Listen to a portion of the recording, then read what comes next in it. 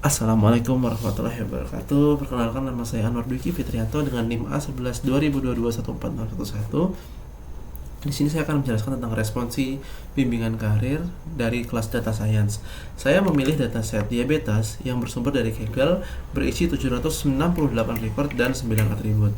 Nah, tugas kalian itu bertujuan untuk memprediksi apakah pasien itu terverifikasi memiliki penyakit diabetes atau tidak. Langkah pertama itu adalah eksplorasi dataset awal. Kita mengimport library yang berisikan Pandas, NumPy, Matplotlib, Seaborn, SciPy. Nah, itu lalu membaca dataset diabetes tadi, menampilkan 5 baris pertama dataset, menampilkan informasi dataset. Ini kita memiliki 8 fitur dan 1 target. Menampilkan tipe data setiap fitur tampilkan tipe datanya. Lalu langkah kedua ini kita memiliki analisis statistik dan visualisasi. Kita menampilkan statistik deskriptif dataset. Statistik deskriptif dataset itu memiliki count, mean, standard determinant, minimum, dan ini maksimum. Lalu kita mengecek missing value. Missing value-nya di sini tuh 0 semua, dan dimana tuh kita pasti tidak mungkin hasilnya 0 semua. Kita mengganti nilai 0 dengan none untuk membuat menjadi missing value terselubung. Lalu kita cek ulang missing value-nya, di mana nih ada banyak banget missing value yang didapatkan. Lalu kita memvisualisasikan distribusi data. Ini hasil visualisasi distribusi data semua, dan kita mendistribusikan setiap fitur. Lalu kita melakukan korelasi heatmap korelasi, yang dimana berdasarkan heatmap itu korelasi R ini sama dengan 0,49 itu korelasi sedang sampai kuat terhadap outcome. Ini fiturnya paling dominan memprediksi diabetes. Terus ada BMI sama insulin, korelasi ini sedang aja, memberikan kontribusi penting tapi nggak sekuat dari glukos ini. Lalu ada skin thickness dan umur. Ini korelasinya lemah menuju sedang sih sebenarnya, karena umur di tua tuh belum tentu bakal kena diabetes juga, dan umur muda belum tentu tidak bisa kena diabetes gitu. Jadi yang muda juga bisa. Lalu pregnancy, kehamilan, tekanan darah, diabetes, pedigree function tuh korelasinya lemah terhadap target. Lalu korelasi antar fitur itu sama seperti ini menunjukkan adanya informasi yang saling tumpang tindih namun masih dalam batas wajar dan tidak menunjukkan multikolinearitas ekstrim. Kalau kita mengidentifikasi outlier menggunakan IQR, ini hasilnya seperti ini. Fitur dengan banyak outlier berdasarkan metode IQR itu adalah diabetes pedigree function itu kita memiliki 29 outlier, insulin 24 outlier, blood pressure 14 outlier, dan BMI 8 outlier. Fitur ini memiliki sebaran data yang lebar dan skewed yang umum terjadi pada data medis. Terus fitur dengan sedikit atau tanpa outlier itu ada glucose dan outcome. Itu menunjukkan nilai glucose relatif stabil. Terus variabel target bersifat biner dan bersih. Lalu di sini adalah box plot untuk identifikasi outlier. Lalu kita melihat distribusi kelas target, itu hasilnya tuh dia tidak seimbang datanya. Jadi kayak lebih banyak yang tidak terkena diabetes daripada yang terkena diabetes. Terus hubungan fitur terhadap target analisis korelasi menunjukkan bahwa fitur glukos memiliki hubungan paling kuat terhadap variabel target dengan nilai korelasi sekitar 0,49, diikuti oleh BMI dan insulin. Terus korelasi antar fitur, beberapa pasangan fitur menunjukkan korelasi sedang seperti skin thickness, BMI, glucose, insulin, dan pregnancy dan age yang mengindikasikan adanya informasi yang saling tumpang tindih antar fitur. Missing value terselubung.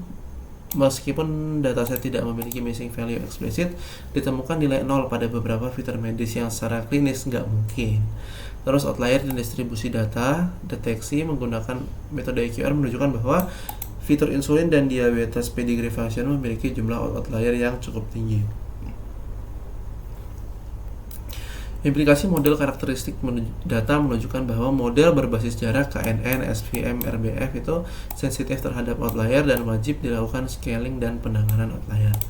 Model linear, logistic regression perlu normalisasi dan mungkin regularisasi, dan model berbasis pohon atau decision tree dan random forest itu lebih robust terhadap outlier. Ini cocok untuk data ini tanpa penghapusan outlier ekstrim. Kita melakukan pre-processing data, itu encoding data kategorikal. Dataset ini nggak punya fitur kategorikal sehingga tahap encoding itu nggak perlu dipakai. Terus kita handling imbalance pada target outcome menggunakan SMOTE biar data targetnya itu seimbang. Terus imputasi menggunakan median, memisahkan fitur dan target. Lalu kita menerapkan SMOTE melihat distribusi kelas setelah di balancing itu. Jadi hasil targetnya itu untuk diabetes 1500 dan untuk tidak diabetes itu 500. Jadi sudah seimbang datanya. Lalu kita scaling atau normalisasi data numerik, terus melakukan fitur selection menggunakan select KBIS untuk klasifikasi.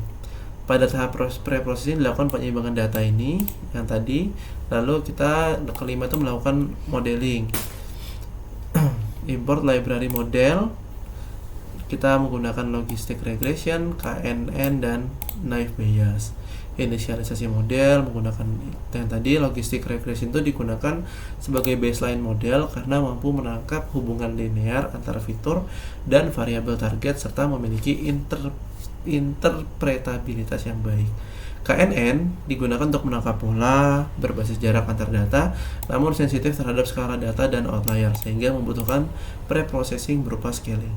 Naive Bayes digunakan sebagai model probabilistik yang efisien dan sederhana, cocok untuk data numerik dan sering dijadikan pembanding pada studi klasifikasi medis.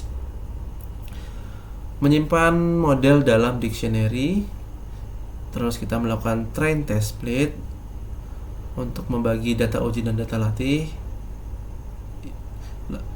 Terus melatih ketiga model, sudah berhasil dilatih semua ketiganya, lalu kita mengevaluasi modelnya. Untuk hasil dari logistic regression itu memiliki akurasi, precision, recall, dan F1 score itu di 0,75 semua. Dan KNN itu akurasinya lebih tinggi namun precisionnya lebih rendah daripada logistic regression. Tapi recall dan F1 score, pokoknya ketiga akurasi recall dan F1 score itu lebih tinggi daripada logistic regression. Sedangkan Naive Bayes itu dari keempat-empatnya itu lebih rendah dari keduanya yang tadi. Menunjukkan bahwa hasil evaluasi itu menunjukkan bahwa setiap model memiliki karakteristik performa yang berbeda. Logistic regression menunjukkan performa yang stabil dengan keseimbangan antara precision dan recall. KNN mampu menangkap pola non-linear namun sensitif terhadap distribusi data. Sedangkan Naive Bayes memberikan performa yang efisien dengan waktu komputasi yang rendah. Perbandingan nilai F1 score digunakan sebagai metrik utama mengingat adanya ketidakseimbangan kelas pada dataset. Terus ini adalah tabel hasil evaluasi model. Hasil evaluasi model tabelnya seperti ini. Lalu kita membandingkan model sama kayak yang tadi, sama hasilnya. Terus kita coba untuk mengoptimasi model. Kita optimasi logistic regression menggunakan hyperparameter tuning. Terus melakukan optimasi KNN menggunakan hyperparameter tuning dengan ini. Lalu kita untuk optimasi Naive Bayes itu karena dia nggak punya banyak hyperparameter, jadi optimasi dilakukan dengan pemilihan varian model. Lalu evaluasi model setelah optimasi, hasil yang didapatkan adalah logistic regression yang paling tinggi itu ada di Naive Bayes karena ini logistic regression itu akurasi turun dari 75% menjadi 73% setelah dioptimasi. Penurunan logistic regression setelah hyperparameter tuning menunjukkan bahwa konfigurasi default model sebelumnya sudah cukup optimal untuk karakteristik data. Terus KNN akurasinya meningkat menjadi 79% setelah optimasi, dan Naive Bayes akurasi meningkat dari 69% menjadi 74% setelah optimasi. Perbandingan sebelum dan sesudah secara keseluruhan, hasil optimasi menunjukkan bahwa hyperparameter tuning itu tidak selalu menjamin peningkatan akurasi pada semua model. Dampak optimasi sangat bergantung pada karakteristik algoritma dan kesesuaian asumsi model terhadap data. KNN dan Naive Bayes mendapatkan peningkatan performa karena sangat sensitif terhadap parameter, sedangkan logistic regression itu cenderung stabil dan sudah optimal sejak awal. Oleh karena itu, optimasi model itu pemilihan model terbaik tidak hanya didasarkan pada akurasi tertinggi tapi juga mempertimbangkan konsistensi performa dan karakteristik data. Berdasarkan hasil evaluasi sebelum dan sesudah optimasi, KNN menunjukkan peningkatan performa paling signifikan setelah hyperparameter tuning, sedangkan logistic regression itu memiliki sedikit penurunan akurasi. NFBIOS juga memiliki peningkatan performa yang cukup baik meski masih memiliki keterbatasan akibat asumsi independensi fitur. Yang tertinggi tadi ada di KNN. Sekian dari saya, terima kasih. Assalamualaikum warahmatullahi wabarakatuh.